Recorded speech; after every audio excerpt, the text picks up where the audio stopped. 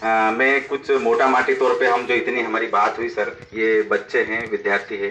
सबसे पहला मामला तो जो मध्य प्रदेश में 24 प्रकार का पहले शुल्क मिलता था, वो 24 प्रकार के शुल्क में से सिर्फ एक ही शुल्क दे रही सरकार, ट्यूशन शुल्क है। और आवास भत्ता बच्चों को सर, बच्चों को तो आवास भत्ता भी सिर्फ पहले 2 किस्त मिली थी, तो उसमें सिर्फ एक ही किस्त मिल रही है।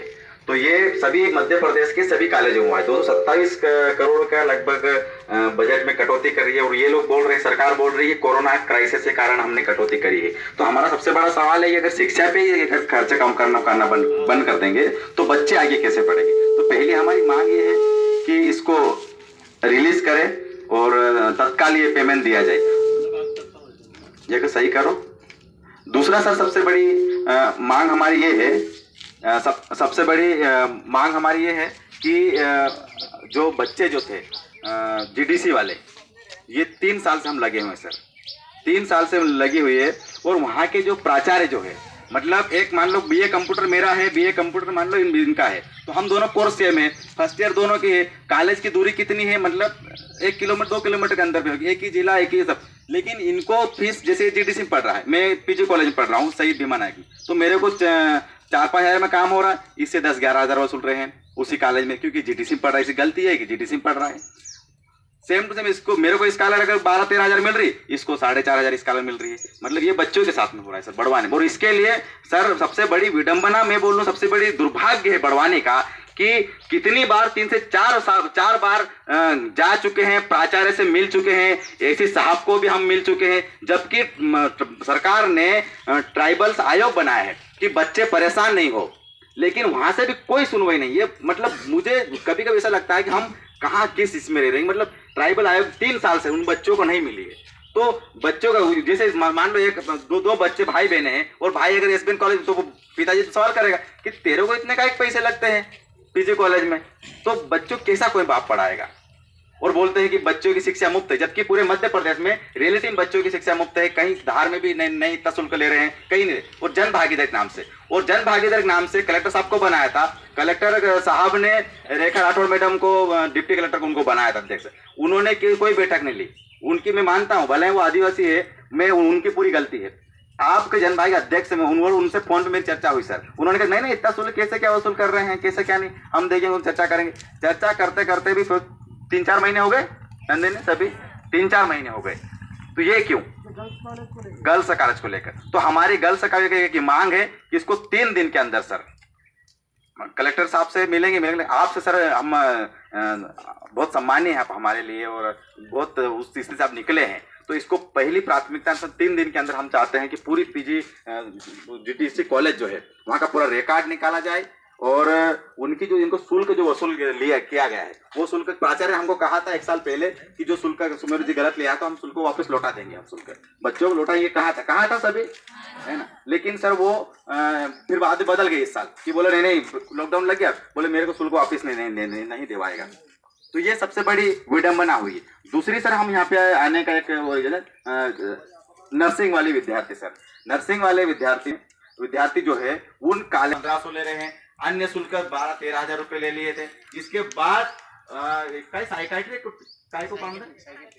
साइकेट्री का परामर्श। अब बच्चों को इनको इंजेक्शन लगाने की ट्रेनिंग, नर्सिंग में यही काम रहता है ना, इंजेक्शन लगाना डॉक्टर का असिस्टेंट काम रहता है। अब साइकेट्री का इनको सर्टिफिकेट क्या जरूरत है, वो बोल रहे तुमको करना ही पड़ेगा, 4,000 रुपए तुम जमा करो। तो ऐसे करके लूट रहे हैं। और एक कॉलेज का ये मामला, लगभग सिमिलर यही सब समस्या है। प्राइवेट नर्सिंग कॉलेज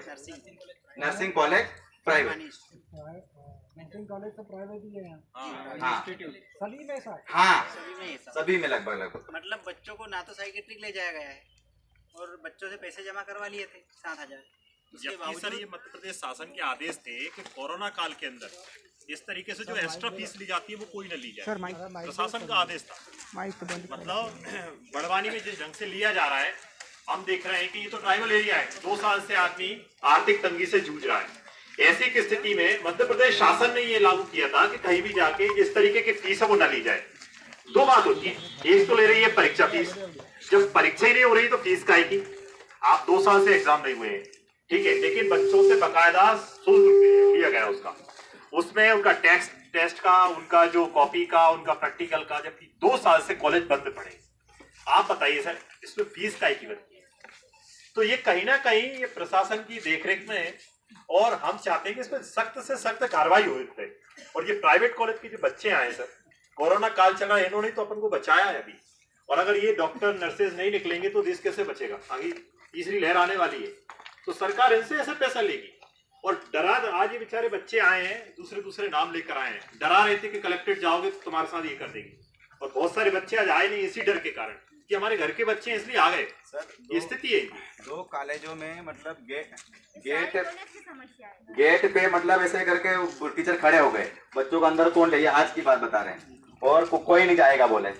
और एक कॉलेज जैसे मालूम पड़ा जाने वाले हैं तो नहीं, प्रैक्टिकल वो रख लिया, ये बच्चे कोई नहीं जाएंगे, और उनको मतलब प्रताड़ित होना रहे ना। हाँ, और पूरा मतलब प्रताड़ित करेंगे। नहीं, तुम अपने मतलब हक अधिकार के लिए लड़ना क्या गुनाह है? इसके संबंध में हमारी सर मांग है कि इसके 3 दिन के अंदर एक कमेटी गठित किया जाए सर। मतलब आप उसमें रहे, कमेटी में 3-4 और अधिकारी रहे, उसमें से हम में से 1-2 नर्सिंग में से रहे, और 6-7 लोग एक कमेटी गठित किया जाए, और सभी नर्सिंग कॉलेज है इनका सभी रिकॉर्ड वगैरह सब जांच किया जाए, कौन कौन शुल्क लेते हैं, और इनको जो फ्रॉड कॉलेज है, जिनको मतलब प्रथम दृष्टया यही लगता है कि फ्रॉड कॉलेज है, क्योंकि जैसे इंस्टीट्यूट ऑफ बड़वानी, उनका वो डायरेक्टर आशाग्राम ट्रस्ट का डायरेक्टर भी सुनने में आया, ट्रस्ट की है कोई दिक्कत, लेकिन उसने अपनी खुद की एक उसका डायरेक्टर बना हुआ है। वो उस व्यक्ति से मैंने बात की, सर उनका निवेदन, उससे कुछ नहीं मेरा सर, उनका इनको बच्चों को एग्जाम फॉर्म भर लेने दो सर, उनका वो रहेगी, तो बात करने के लिए तैयार नहीं हो, और इनको फोन लगा कैसे धमका रहे हैं। मतलब साई से कौन है? Barwani institute of nursing Sai से? साइंस है, साई कॉलेज में सरस्वती से, ये बड़वानी इंस्टीट्यूट के ही सर बात कर रहे हैं। हाँ, बड़वानी इंस्टीट्यूट से बात कर रहे कौन सा है? हैं। बड़वानी पुराने साई इंस्टीट्यूट, हॉस्पिटल में, पुराने साई हॉस्पिटल जो आप बोल रहे ना, इंडिया रोड पे थाने के सामने थाने पुरानी साई हॉस्पिटल थी कि नहीं? नवलपुरा। पुराना हनुमान मंदिर के पास। इंडिया रोड पे नहीं वो सर वो कॉलेज नहीं है। कॉलेज उसकी बात कर नहीं उसकी नहीं, बड़वानी इंस्टीट्यूट पुराने साई हॉस्पिटल में थाने के सामने संचालित कर रहे हनुमान हो। मंदिर के पास। तो सर इसमें क्या है, बात ये है सर, जब इन्होंने एडमिशन लिया था तो कॉलेज प्रशासन ने ये तय किया था कि फीस नहीं लेंगे। और आपके जो गतिविधि है कि यहाँ डिस्कस करने से नहीं होगा, सर के सामने करने से कोई समाधान नहीं। बिल्कुल बहुत अच्छा। अपन चाहते हैं बिल्कुल सर, यहाँ पर डिस्कस कर लेंगे तो कोई बात नहीं करना है। बिल्कुल और सर। सर दूसरी बात वहाँ पे ना तो क्लास बिठाने, बीएससी वालों को 1 बजे बुलाते हैं और जीएनएम वालों को सुबह से बुलाते हैं। प्रतिनिधि जो भी है अभी सर आ ही गए होंगे, आगे क्या 5-10 मिनट